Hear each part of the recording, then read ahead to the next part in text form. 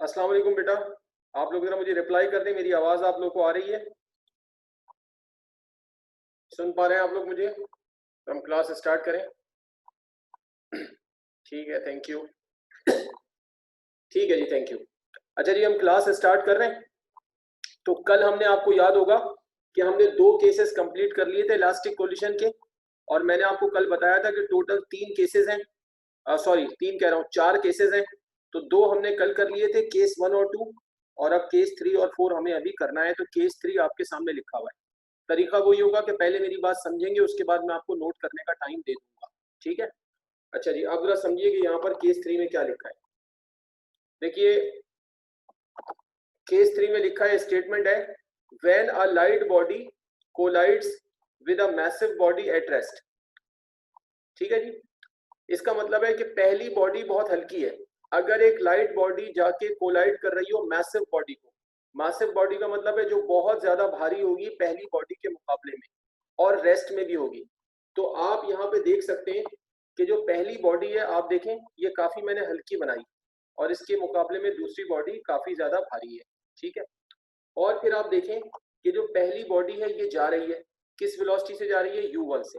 ये u1 velocity से जा रही है, और आगे वाली जो बॉडी है वो रेस्ट में है ना, तो उसकी वेलोसिटी क्या है? u2 0 है।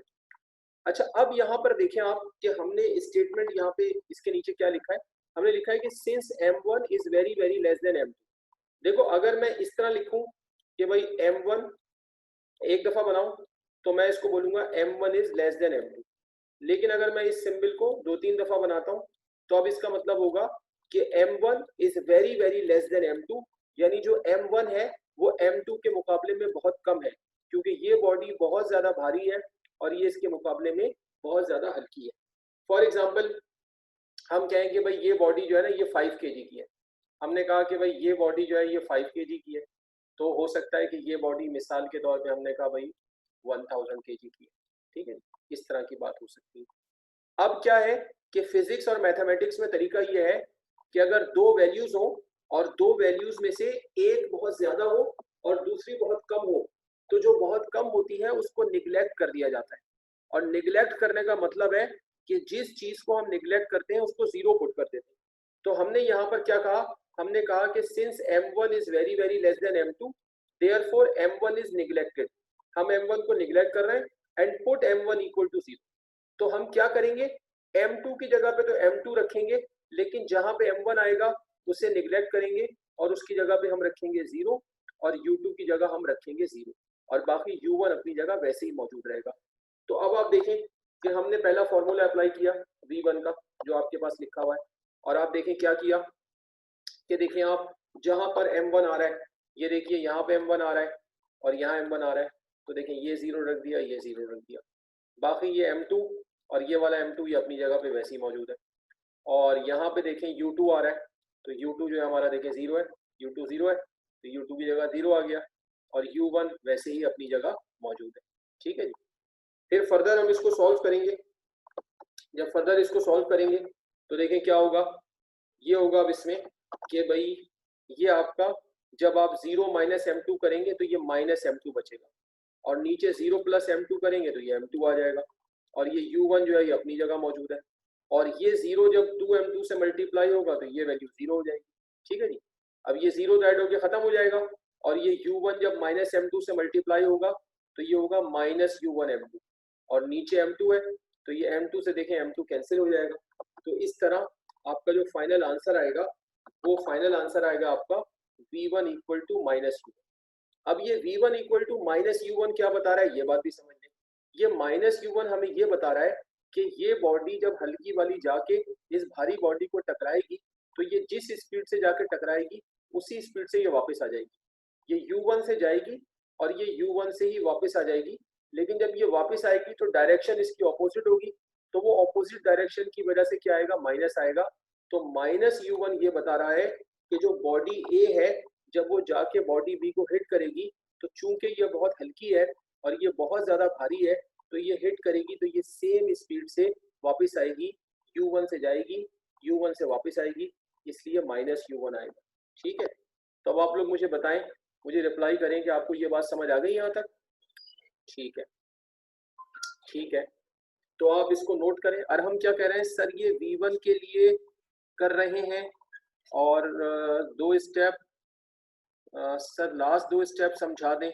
तो अभी लास्ट दो स्टेप मैंने अभी तो समझाए, दोबारा समझा देता हूँ।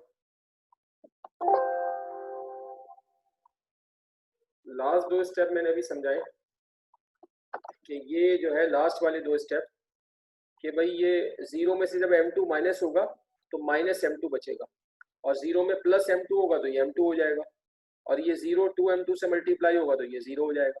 तो ये 0 आपका ऐड होकर खत्म हो जाएगा, और अब ये माइनस M2 U1 से मल्टीप्लाई हुआ तो यहाँ पे आएगा माइनस U1 M2, और नीचे एक M2 मौजूद है तो ये M2 से M2 कैंसिल हो जाएगा, तो ये माइनस U1 बचेगा, ये आपका आंसर हो जाएगा। ठीक है जी, अरहम आपको बात समझ आ गई? हाँ जी अरहम, मोहम्मद अरहम मुझे बता दो। ठीक है, ओके। अब इसको जरा नोट कर लें आप लोग।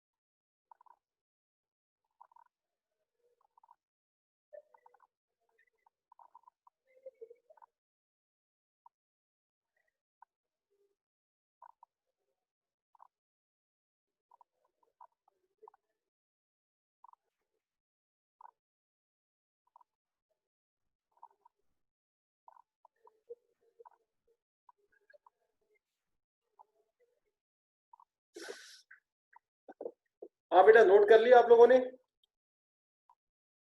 कर लिया सबने नोट? ठीक है, आगे चलूं? क्योंकि ये अभी हमने V1 निकाला है, आपको पता है हर केस में दोनों निकालने हैं। ठीक है, हर केस में दोनों निकाल लें। और ये जो फिगर इसमें बनी हुई थी, ये फिगर भी बना ली थी। जहां पर मैं फिगर बनाऊंगा, जिस डेरिवेशन में, जिस न्यूमेरिकल में जहां जरूरी होगी वहां वहां फिगर बनाऊंगा, तो आपने भी बनानी है। जिसमें जरूरत नहीं होगी मैं नहीं बनाऊंगा। क्लियर है आप लोग? आगे जा रहा हूं मैं।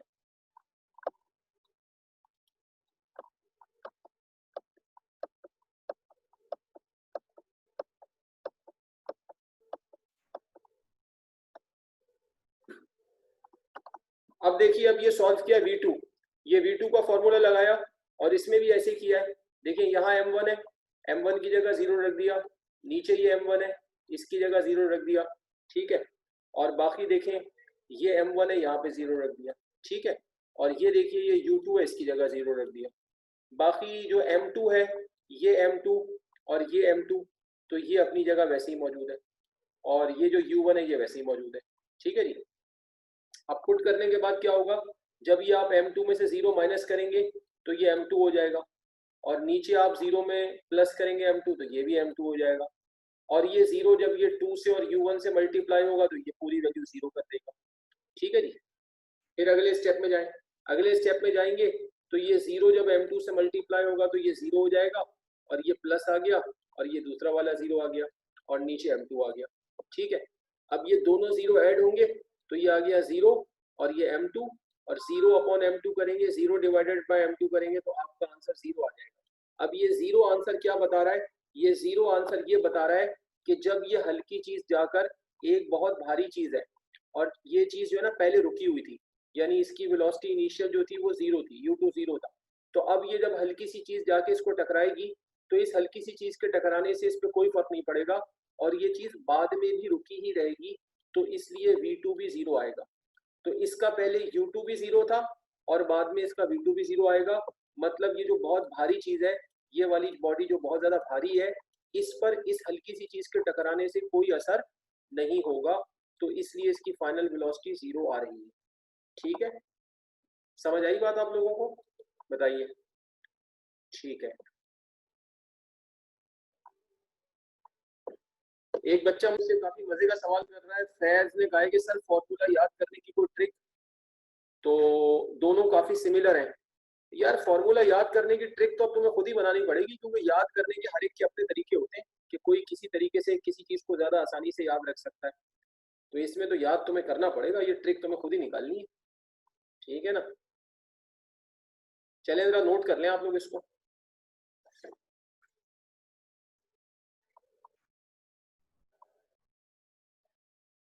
आपके बच्चे जो है वो सारे स्कूल गोइंग है अभी या कॉलेज गोइंग भी है?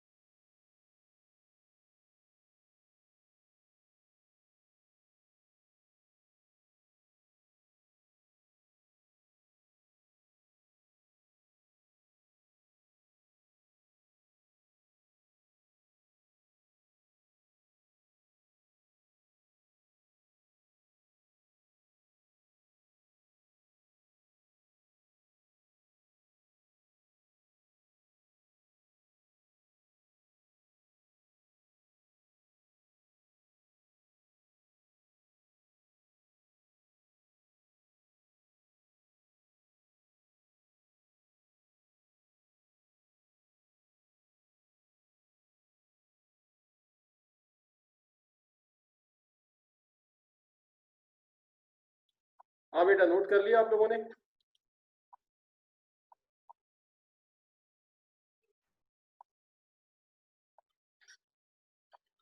मुझे एक दो बच्चे कह रहे हैं कि आवाज खराब है, लेकिन बाकी सब तो नहीं कह रहे।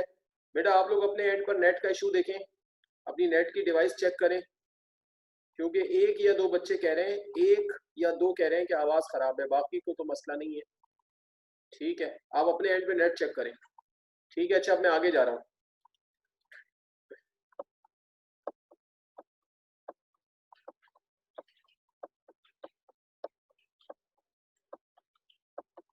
अब आप देखिए केस 4। अब अगर आप केस 4 को देखें तो ये जो केस 4 है ये केस 3 का उलट है। ठीक है जी।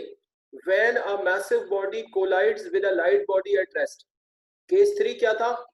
When a light body collides with a massive body at rest, यानी केस 3 में पहली बॉडी बहुत हल्की थी और दूसरी उसके मुकाबले में बहुत भारी थी।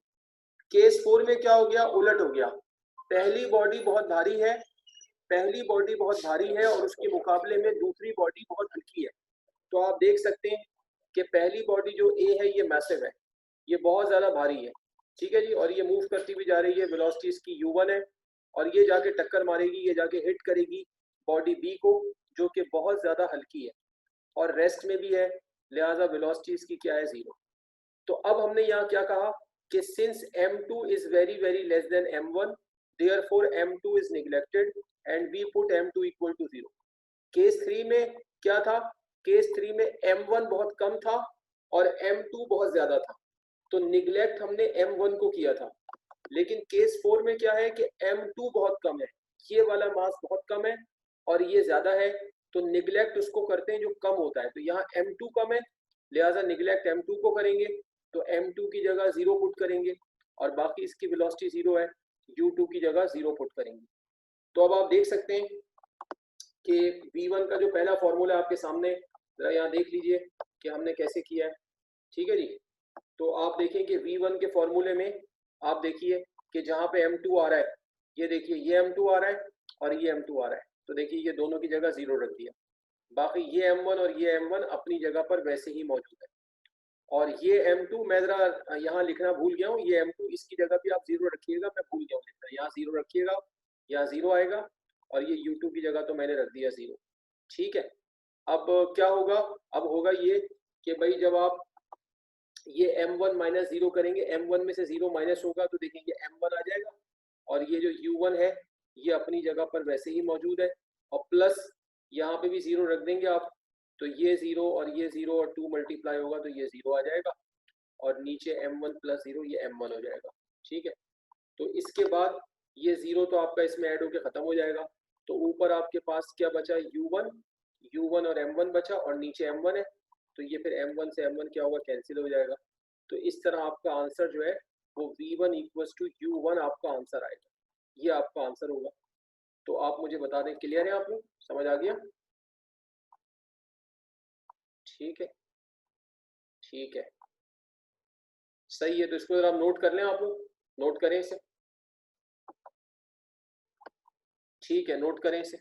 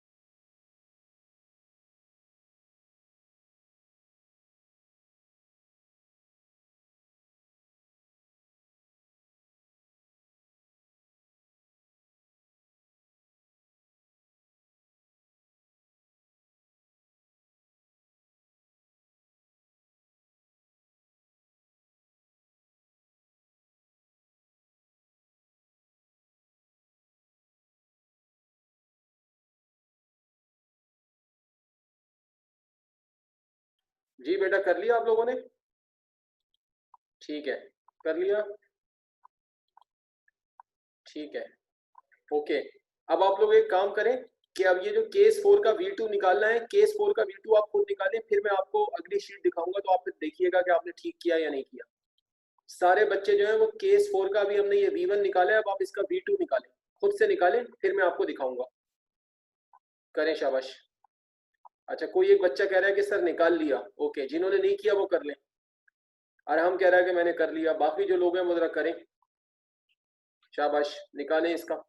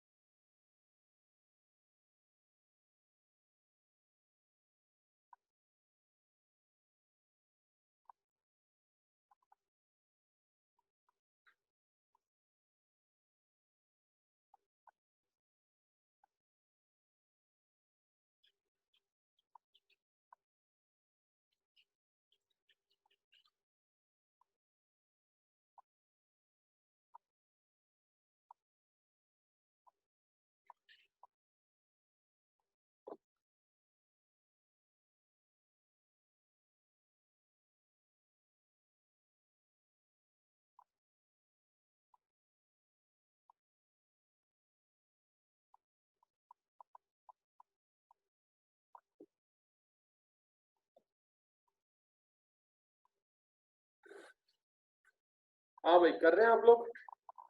निकाला आप लोगों ने आंसर B2 का? ठीक है, अब जरा चेक करें, मैं आपको दिखाता हूँ।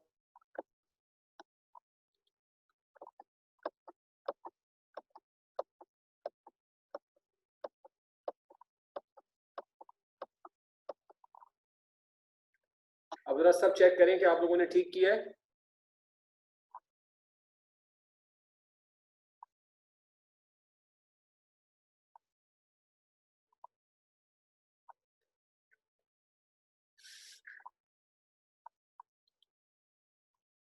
हाँ जी, ठीक निकाला है आप लोगों ने?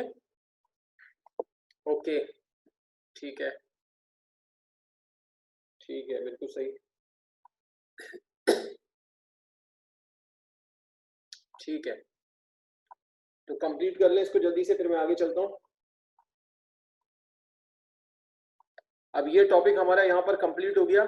मैंने आपको बताया था कि इसके 4 केसेस हैं, तो चारों केसेस हमने कर लिए इसके, ये चारों केसेस कंप्लीट हो गए। तो अब मैं आगे जा रहा हूँ। ओके,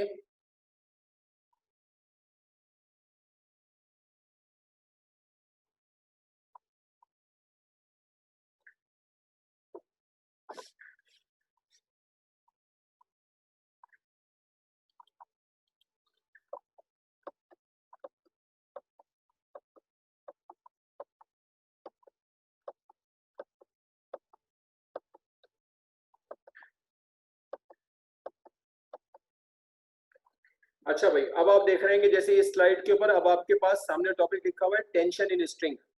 ठीक है जी, टेंशन इन स्ट्रिंग। तो जैसा कि मैं आपसे हमेशा कहता हूं कि अभी आप बिल्कुल भी इसको नोट नहीं करेंगे, बिल्कुल इसको। मुझे एक बच्चा कह रहा है नमाज ब्रेक। बेटा, मगरिब की नमाज अभी मैंने भी नहीं पढ़ी है, बस मैं क्लास के एंड में आपको जो है ना टाइम देता हूँ। मैं बीच में जो है ना वो ब्रेक नहीं दे रहा, मैं आपको क्लास के आखिर में 10 मिनट दे दूंगा, 10 मिनट पहले क्लास ऑफ करूंगा, तो फिर इंशाल्लाह नमाज पढ़ लेंगे, ठीक है? अच्छा, तो मैं ये कह रहा था आपसे कि जैसा कि मैंने आपको पहले भी कहा है कि अभी आप लिखेंगे नहीं, अभी आप बात समझेंगे। तो यहाँ पे जो टॉपिक है वो है टेंशन इन स्ट्रिंग। ये जो टॉपिक है टेंशन इन स्ट्रिंग का, ये एग्जाम में जो है शॉर्ट में आता है 4 मार्क्स में, शॉर्ट वाले सेक्शन में 4 मार्क्स में आता है।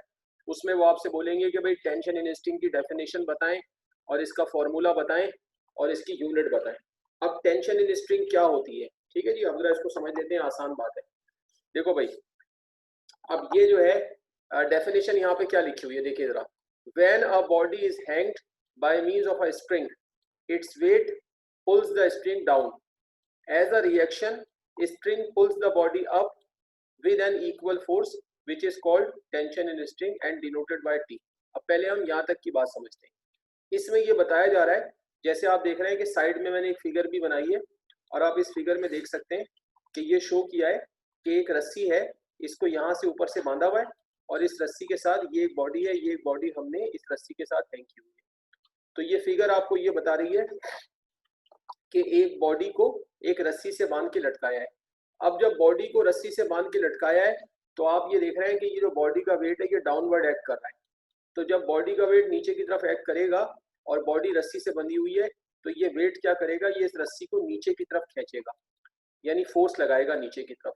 तो जब ये रस्सी को नीचे की तरफ खींचेगा और फोर्स लगाएगा तो ये हो जाएगी एक्शन फोर्स। अब हर एक्शन के जवाब में ऑपोजिट डायरेक्शन में रिएक्शन आता है।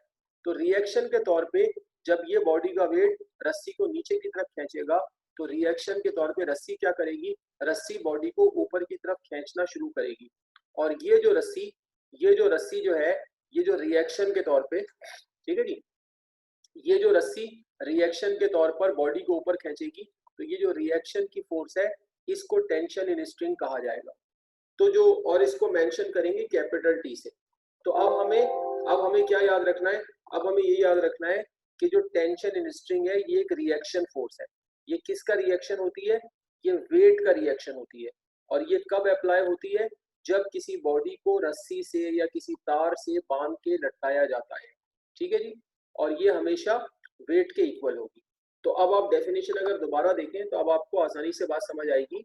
क्या है, when a body is hanged by means of a spring, जब भी किसी बॉडी को किसी रस्सी से बांध के हैंग किया जाएगा तो क्या होगा, its weight pulls the spring down, इसका जो वजन है वो रस्सी को नीचे खींचेगा। As a reaction spring pulls the body up, तो रिएक्शन के तौर पे जो रस्सी है वो बॉडी को ऊपर की तरफ खींचेगी विद एन इक्वल फोर्स से, क्योंकि रिएक्शन जो है वो एक्शन के इक्वल होता है। This is called tension in string. इस फोर्स को हम क्या कहेंगे, टेंशन इन स्ट्रिंग कहेंगे और डिनोट करेंगे कैपिटल टी से, ठीक है जी। अच्छा, अब अगली बात सुननी है आपने, उसके बाद आखिर में आपको मैं टाइम दूंगा लिखने का। अब आगे की बात क्या है, अब जरा ये देखिए यहाँ क्या लिखा है। देखो यहाँ पे ये लिखा है कि magnitude of tension remains same at all the points on spring, यानी किसी भी रस्सी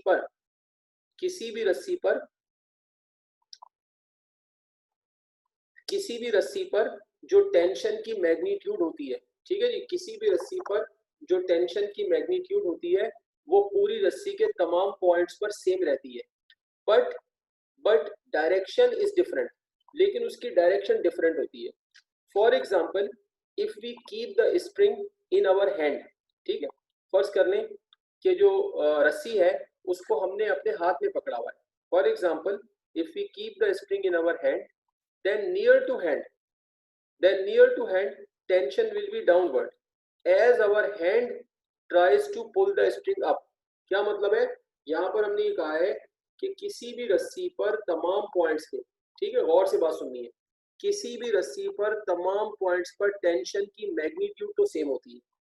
मिसाल के तौर पे अगर फर्ज कर लें कि भाई इस बॉडी का जो वेट है, फर्ज कर लें थोड़ी देर के लिए कि भाई इसका वेट है 10 न्यूटन, तो अगर इस बॉडी का वेट 10 न्यूटन है तो इस पूरी रस्सी पे नीचे से लेके ऊपर तक, यहाँ तक पूरी रस्सी पे जो टेंशन की मैग्नीट्यूड है वो 10 न्यूटन होगी। मैग्नीट्यूड तो पूरी रस्सी के ऊपर सेम होगी, लेकिन डायरेक्शन में आप देख रहे हैं कि देखें जो रस्सी का नीचे वाला हिस्सा है उसमें टेंशन ऊपर की तरफ है, ये ऊपर की तरफ शो हो रही है, लेकिन रस्सी का जो ऊपर वाला हिस्सा है उसमें आप देख रहे हैं कि टेंशन नीचे की तरफ है।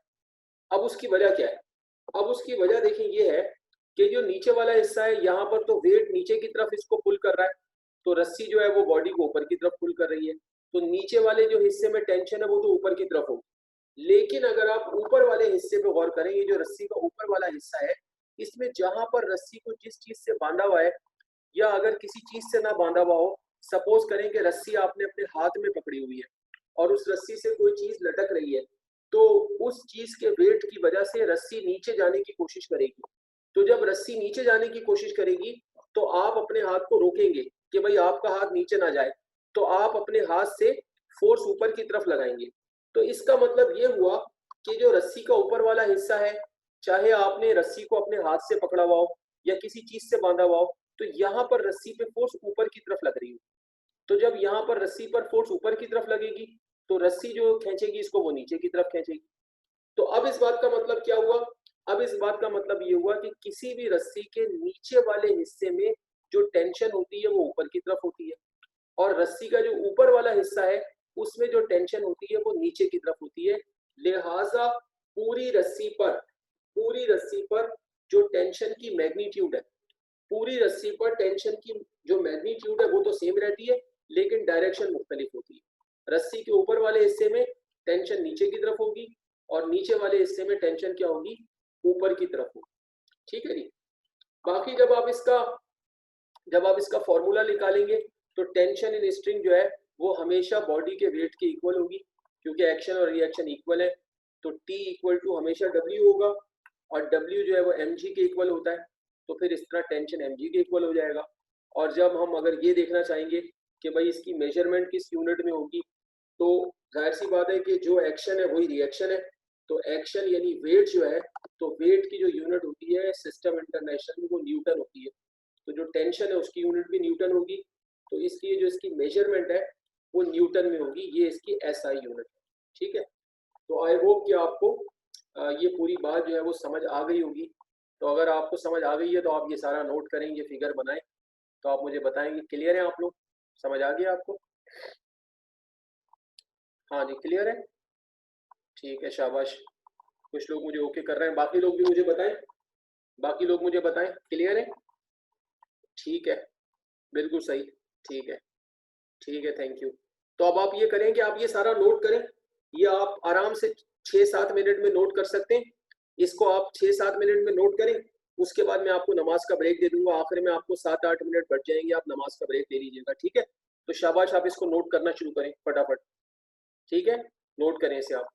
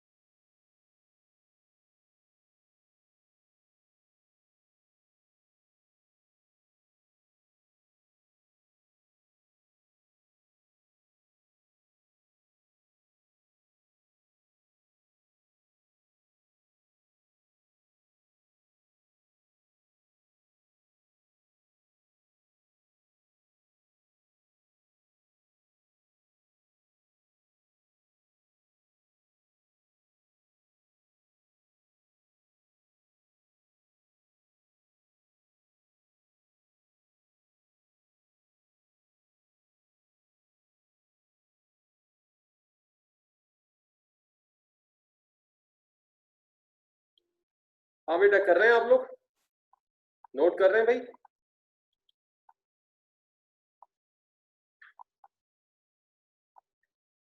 ठीक है, अब नमाज का टाइम निकल रहा है, तो अब आखिरी 7-8 मिनट बचे। जो बच्चे नोट करते जा रहे हैं वो लीव कर सकते हैं। अब नया टॉपिक नई क्लास में स्टार्ट करूंगा, ठीक है? तो जो लोगों ने कर लिया है तो वो लीव कर लें, और नमाज पढ़नी है जल्दी से नमाज पढ़ लें जाके, ठीक है? Thank you.